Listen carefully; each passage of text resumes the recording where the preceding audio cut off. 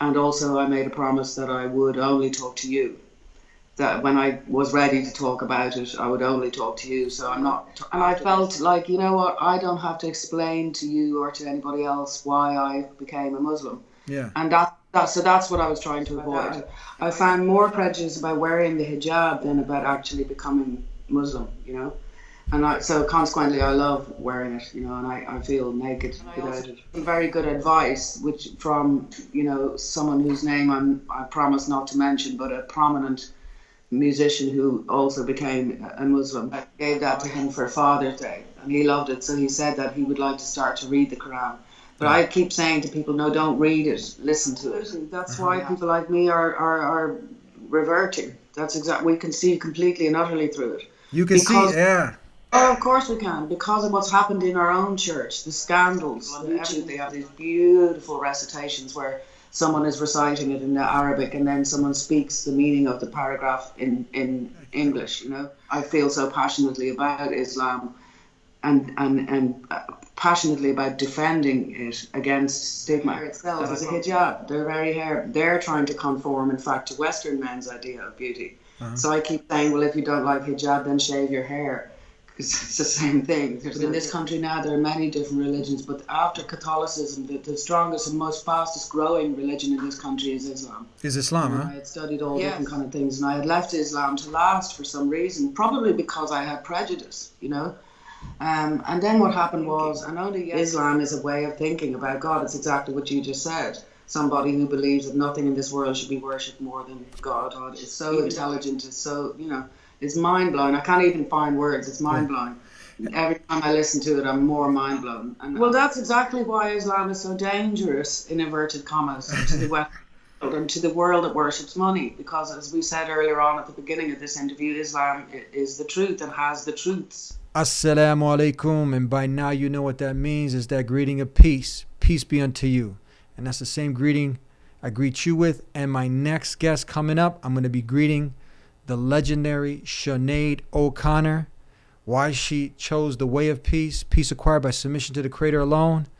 That's that beautiful way of life that she chose, and everybody out there went in a frenzy when all she did was choose to connect her heart with the Creator of the heart, the Creator of the heavens and earth. Let's find out why she chose to fulfill the purpose of what she was created for, and how you can too. Here with our next guest, Sinéad O'Connor on The Dean Show. This is the Dean Show.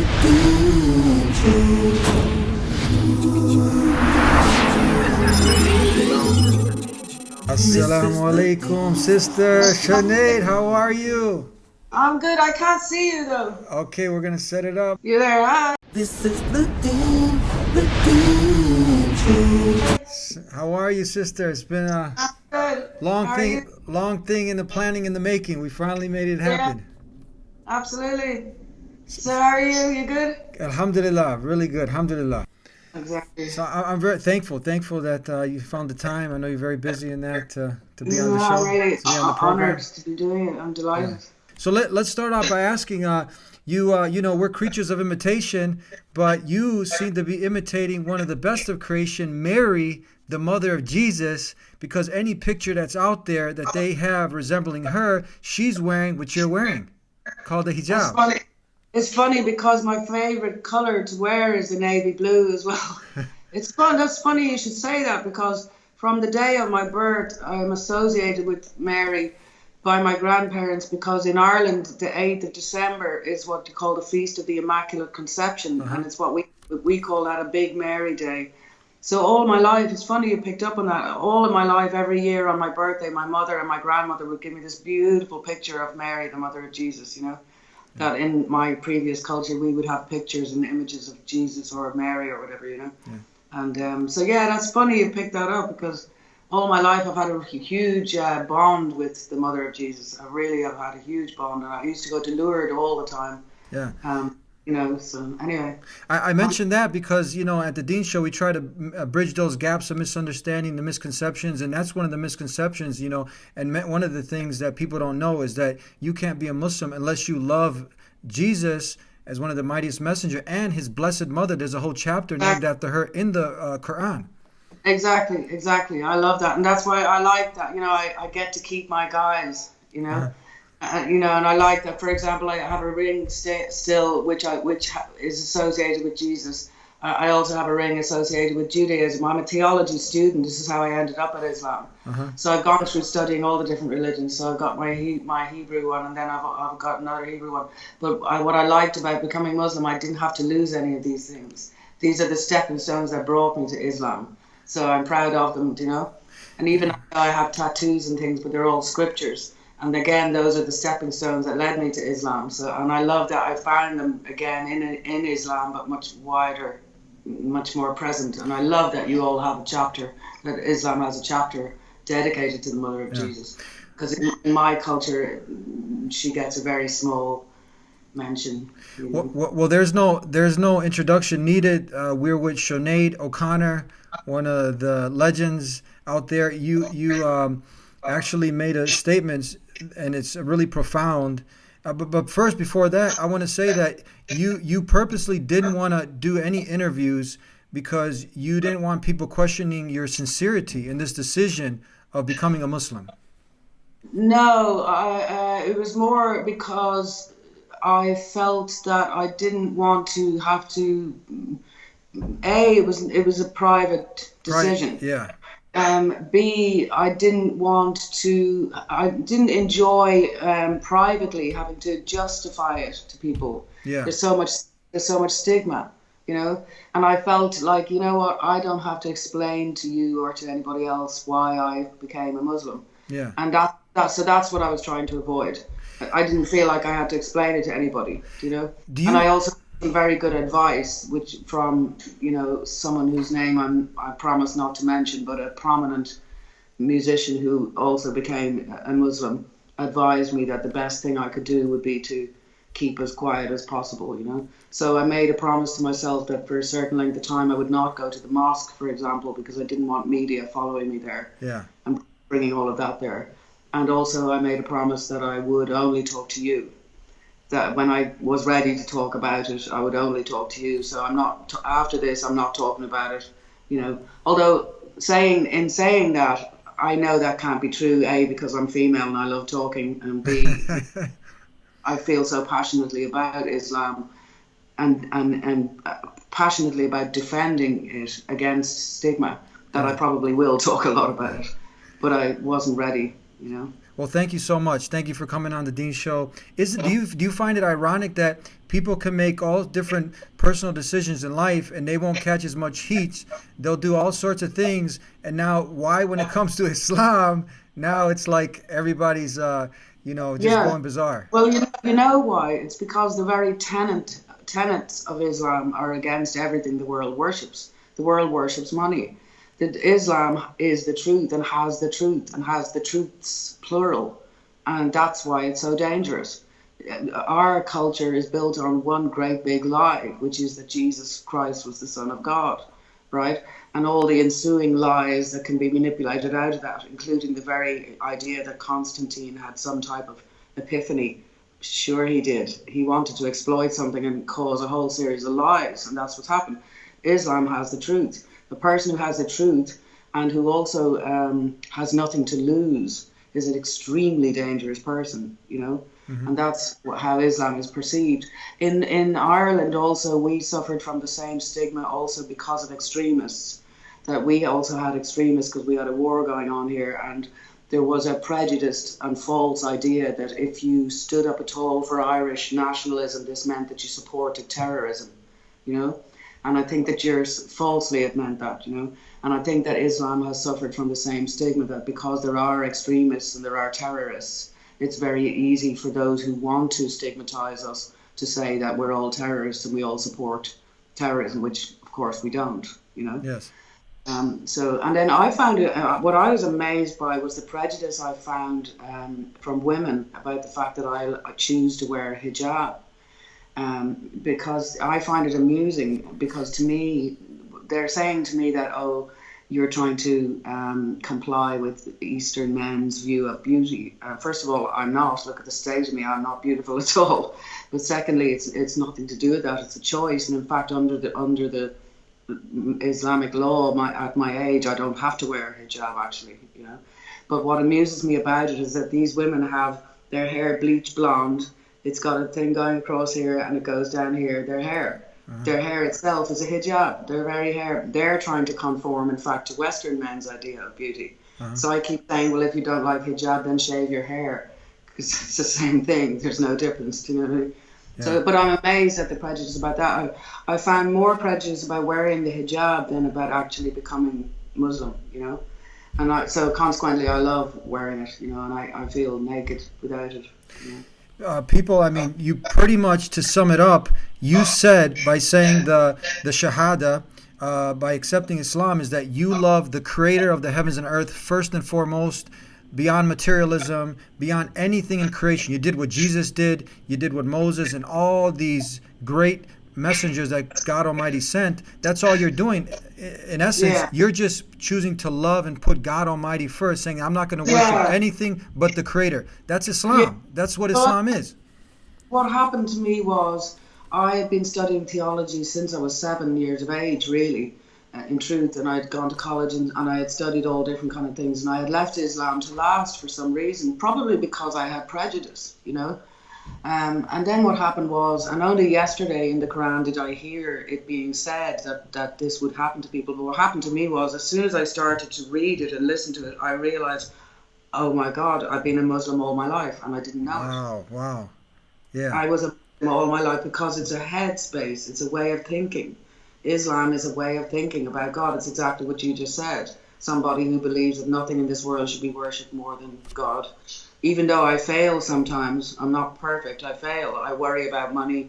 I worry about the things that we all worry about. I forget sometimes that I don't need to do that. Do you know what I mean? Yes. In fact, I forget a lot, So yeah, that's what happened to me. Why, if you say, why did you decide to revert?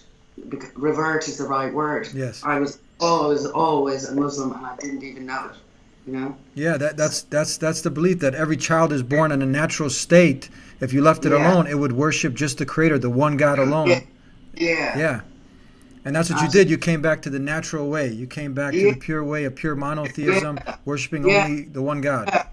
And it's very much for me about the strength of the scriptures, the intelligence, the sheer intelligence of the scriptures. That I just knew immediately, like nobody wrote this but God. Nobody sang this to Gabriel or to Muhammad but God. Nobody could have created it but God. It's so intelligent. It's so, it's mind-blowing. I can't even find words. It's mind-blowing. Every time I listen to it, I'm more mind-blown. And do you know what I love as well, which is probably I shouldn't love, but I do? Some of the insults. Irish people love insults. And I love when God gets annoyed in the Quran, when Allah says things like, we will brand him upon the snout. Do you know what I mean? Things like that. When God is in a temper, it's kind of funny, some of the insults. And I love so much when he says, if there were two gods in the sky, you would have ruined both of them. Yeah. That talks about the religion that I left, the religion I was born into, which is Catholicism. That to me sums up Catholicism. If there were, as they believe, more two gods, which is the devil is their other god, then they would destroy both of them. Yes. So that's the culture that I've had the honour to leave behind. That religion of lies to come to the truth. Now the Irish people have a really good history with the Muslims. I remember the potato famine. At one point when you had this potato famine and then the Muslims came and, lend support and the Irish have really been loyal to that and they respected that help and the Irish are really amazing people. We have the second largest minority, if you like, or majority in this country is Islamic people, is Muslims. So we have a huge Muslim culture now, but it's not big enough because there's not enough mosques. There need to be more mosques. But still, we are now, thank God. When I was growing up, it was only Catholicism here. But in this country now, there are many different religions. But after Catholicism, the strongest and most fastest growing religion in this country is Islam. Is Islam, huh? Yes, and so of course the Catholic Church are terrified of Islam. Come on. Yeah. I mean, it's a no-brainer, and they have every reason to be terrified. And if Islam is good enough for Muhammad Ali, it's good enough for me, and it's good for anybody else. You know what I'm saying? But if it's good enough for Muhammad Ali, it's a very frightening thing to the Catholic Church. For many reasons, I could explain that for an hour, but I think you'd understand what I'm saying. Yeah, maybe you can, because you were the person that Conor McGregor picked out of everyone to come out for his opening song. Maybe now Right. you can actually get help, get some dawah, and invite him to the purpose of life. You know, maybe you can get him now, like he invited you. You can invite him for a sit down and talk to Conor McGregor. Yeah, but you know what I really believe is that, you know, in the scripture where it says, you know, take me by the forelock and make Islam the limit of my desire.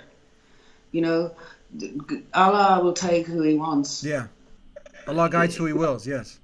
Precisely. I don't feel like it's my job to convert No, anyone. no, that's none of it. Our job is just to be the best human beings we can, and to convey, Yeah, you know, to try to do our best to convey. yeah. And yeah, I don't know, because I really do feel I love that part of the scripture, this idea of Allah taking you by the forelock and bringing you to Islam. If you know, and you won't understand the Quran or understand Islam at all if it isn't already in you. Do you know what I'm saying? Nobody can put that in you. how did Either you? Yeah. not. How was it also we when Lindsay Lohan, do you know her? When she started reading the Quran, you know, she's trying to, you know, get her life together, and then as soon as Yeah. the whiff got around that she was reading the Quran, she also caught some heat. Did you ever talk to her or meet? I didn't realize until after I converted that she had done the same. I saw an article about it, so I didn't realize she had done that at all. No, but I was delighted to know. Yeah. I don't know her. I never met her. No. Uh-huh. So you made a statement. It was very powerful.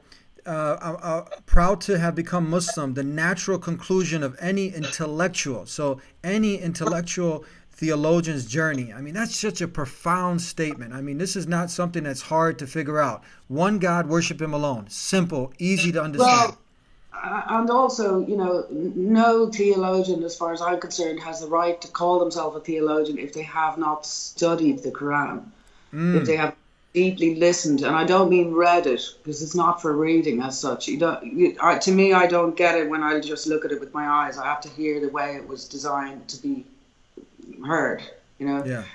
And, but you can't say you're a theologian if you haven't studied Islam, as far as I'm concerned. And if you study Islam and say you're a theologian and come out trying to crucify Islam, then you're not a theologian either, because you don't have the intelligence. Only an intelligent theologian can hear the Quran and go, I'm home. That's home. Do you know? Yes. How is it now? Because you almost like conquered the world. I mean, and what I mean by that is that you had everything that this world can offer, right?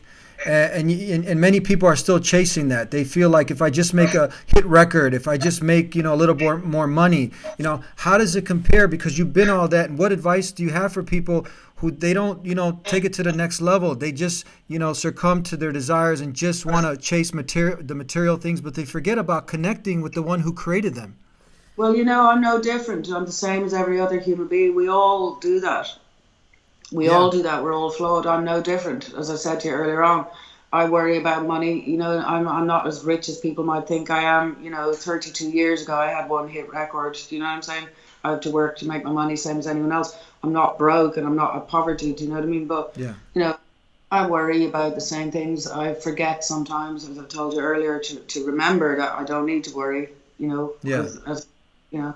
So I don't feel like I'm in a position to advise any person who is suffering, because, you know, I would advise people obviously to hear the Quran and to believe, and I'm talking to myself even when I say this, to believe that there's no reason to assume that God has always taken care of me, so I have no reason to assume He won't continue to take care of me. But, you know, I suppose it's very hard. You can't, from a position of feeling okay, lecture people who are not okay as to how Yeah. they should feel. You know what I'm saying? I understand. Yeah. Sometimes faith doesn't put food in your mouth. You know, that's the Yeah. fact. The fact is, there are an awful lot of people in the world, as we're talking, who are dying of starvation, even though they're the most faithful people on earth. Mm-hmm. You know, and I can't advise those people how they should feel, or, you know what I mean? Yeah. How do you have some people come around? I mean, now from the shock, have some friends or family, like after has anyone taken the initiative to be like, hold on, let me open this Quran up, let me actually see for myself instead of hearsay? Well, the people close to me were very good to me about it, actually. And the person who has become interested is my father, who is a very religious person. Your father? Uh, my father is a very religious MashaAllah. person, Alhamdulillah. and he is very interested in it. I have a hobby, which is painting scriptures. I've always painted scriptures. And I made him recently the scripture that says, "Not a leaf falls, but he knows it." Allahu Akbar. MashaAllah. I gave that to him for Father's Day, and he loved it. So he said that he would like to start to read the Quran. But I keep saying to people, no, don't read it. Listen to it. Uh-huh. You have to. It's not designed for reading. Muhammad couldn't read, as it said in the prophet Isaiah. Right? He's predicted in Isaiah saying he's going to be illiterate. He can't. The person who can. That's actually a prophecy, prophesizing the last and final message of Prophet Muhammad. Yeah. Isaiah, in the book of Isaiah 29, chapter 29. Yeah. Wow. So it's not. So I keep saying to people, no, please don't read it. It's not for reading. It's for listening to. Muhammad, don't you think he must have been a beautiful singer? He must have had a beautiful voice. You know, to recite the Quran, to be the first person chosen by God to recite the Quran, he must have had some voice. You know? Yeah, it's just amazing. It goes beyond comprehension that a man who was illiterate, he couldn't read or write, someone who was known as being al-Amin, the trustworthy, to be able to compile a book today that's memorized by millions, I mean, all over the world. And sometimes even if a person can't understand what's being said, but they hear the Quran is powerful. It's very, very powerful. I find it much more powerful to hear. Like, if you look at how it was created, it was designed for the ear. Music, I mean, it's. I know that this is not PC to call it singing, because it is recitation, but it's like singing. It's similar to singing. So music, you see, when something is delivered that way, it's the only thing that doesn't go through your intellect before it gets to your soul. It goes straight to your soul. See, if you read a thing, it's going through your intellect. You're thinking about it as you're reading it, you know? Whereas when you listen to it, you're just carried away and you're gone somewhere else immediately. Do you know what I'm saying? Mm-hmm. So what I love is on YouTube, they have these, and this is what I always tell people, on YouTube they have these beautiful recitations where someone is reciting it in the Arabic and then someone speaks the meaning of the paragraph in English, you know. The one that I use is called Journey Through the Quran. That's just him speaking, that's Journey Through the Quran. But there are some beautiful playlists where you can hear it being recited and also spoken, you know. Yeah. So that's what I would advise. It has to be listened to. So we'll leave that some advice from Sinéad O'Connor, to listen to the Quran, to pick it up, at least listen to it, and why not ask the Creator who created the heavens and earth, I'm sure like you did, alone, for guidance. If one is seeking purpose, to want to know purpose, that's very straightforward and simple. And yeah. Very, very nice. Thank you so much, Sinéad O'Connor. Another thing is, before we cut out, do you find that because of the Irish people were also, there was at one point in time, you know, being a minority, they were also, there was a lot of some negative press. So do they relate more with Muslims nowadays, knowing that, you know, Muslims are some of the most oppressed people in the world, and some of this media hype that Muslims are terrorists and all this other, you know, hype, that's this false narrative that's being perpetuated, they can see through this? Yes, absolutely. That's why people like me are reverting. That's exactly. We can see completely and utterly through it. You can see, yeah. Oh, of course we can, because of what's happened in our own church, the scandals, everything that's been going on for the last 30 years, 20 years that people have been discovering, the lies that we've been discovering, this horrible stink, the horrible smell of oppression of the most vulnerable, you know. So, and we've been watching what's been happening all over the world, Palestine, everywhere. We're not stupid. We're not stupid people, you know. I just came from, and you can, inshallah, God willing, put it on your to-do list to visit a hidden gem. I came from there, and I like to say that there's a deep history in Bosnia. And this is where my family's from. And when you study the history of how the Bosnians came to Islam, they were actually Unitarian, the true Christians who didn't believe Jesus was God or a literal son of God. And they also disconnected from the church, and they were considered heretics, but they were just ones who just wanted to worship like yourself. They just wanted to worship the one God. And then when Islam came, submission to the will of God, Islam, it fit like a glove. They accepted it. And this is how Islam came to Bosnia. Yeah, well, see, that's why. I'm sorry, go on. And this is why we like to say that I make these points, because many times people think this is something of the other. It's something far away. But man, we could say, well, look, we were the original Christ followers, the ones who followed Christ in pure monotheism. Well, that's exactly why Islam is so dangerous, in inverted commas, to the West and to the world that worships money. Because as we said earlier on at the beginning of this interview, Islam is the truth and has the truths, you know. Yeah. That's very, very dangerous. And then you have an element of Islam that feels, understandably, like it has nothing to lose. If you oppress people long enough, they're going to feel like I got nothing to lose. And there's nothing more dangerous than somebody armed with the truth who also feels they've got nothing to lose, you know. Thank you so much. May God Almighty, the Creator, Allah, in Aramaic, the language Jesus spoke, who we love and revere, he would say Allah. So that's the same Creator. And he would say, peace be unto you. Shalom alaikum. We say assalamu alaikum. You see, we're bridging those gaps, educating the people so they can say like, wow, like you did. Wow, that makes sense. I want to check that out. I say wa alaikum assalam. Thank you.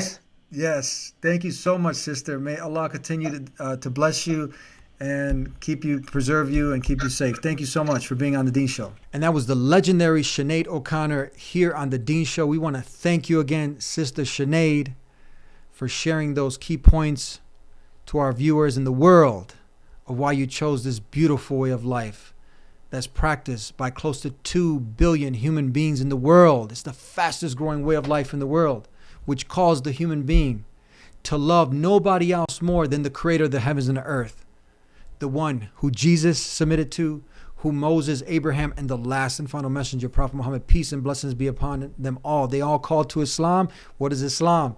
It's that complete and total submission and surrender to the Creator of the heavens and the earth. And that is how you get richness, contentment, and peace in the heart. And that's how what she found in Islam. So we invite you to do what she advised you to do. Listen to the Quran. And then pick up the Quran and do your best to try to connect with it. The owner of the body, the human mind, the human heart, revealed the blueprint for life and the instruction manual on how the human being is to live. It's all there in the Quran. And continue to tune in here to The Dean Show every week, where we have a new and exciting guest. And we'll see you next time. Subscribe if you haven't already, and leave us your takeaways in the comments below. And we'll see you next time. Until then, peace be with you. Assalamu alaikum.